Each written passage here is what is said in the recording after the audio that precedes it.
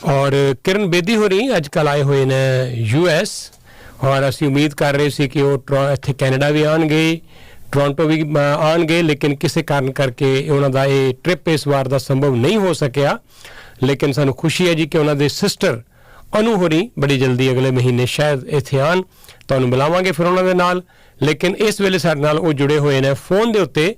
और मैं दस देवां जी कि अनु पेशावरिया, क्योंकि किरण बेदी होरां ने ते ब्रिज बेदी होरां करके अपना सरनेम चेंज कर लिया सी, पर अनु होरां दा उही सरनेम पिछला चलदा आ रहा है जे।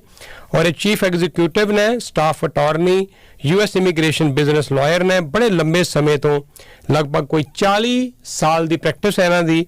और खास तौर पर जो रिफ्यूजीज ने उन्होंने चो भी फिर जो होर गल करिए तो जड़ियाँ विमेन्स ने, वनरेबल ने, जिन्होंने अब्यूज़ किया जाता है, उन्होंने वास्ते ये लड़ाई लड़ते आ रहे हैं।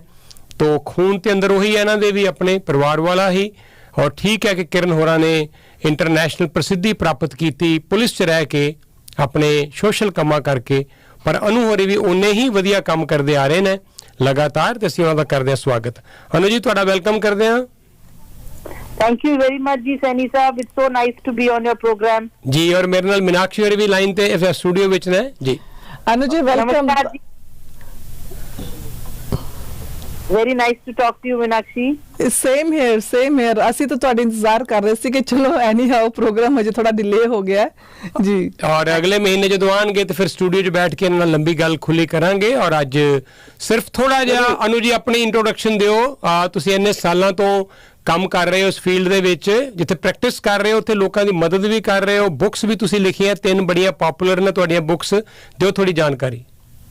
हाँ जी बिल्कुल। मैं जो आई सी कि मैं इंडिया की सुप्रीम कोर्ट की लॉयर हाँ और उत्थे बहुत केसेस करती सी। उसके बाद USA च ऑफिस खोलिया मैं 1999 च, ते कैलिफोर्निया और वाशिंगटन DC और वाशिंगटन स्टेट दे विच मेरे ऑफिस रहे ने। ते मैं लीगल एडवाइजर सी जी गवर्नमेंट ऑफ इंडिया दी भी अपॉइंटेड। ते जिन्ने भी non profits women domestic violence के केसेस होंदे सी, इन्हां नूं आंदे नहीं सी करने, क्योंकि इंडियन लॉ और US लॉ दे विच अज तकन कोई डिसीजंस लै नहीं पाए आपस दे विच बैठ के। क्योंकि इंडिया च सुप्रीम कोर्ट दा केस और USA सुप्रीम कोर्ट दा केस दोनों बिल्कुल डिफरेंट डिसीजन दे दिंदे सी, और वो दोनों आपस दे विच फैसला नहीं कर पाते सी कि केड़ा लॉ अप्लाई करेगा।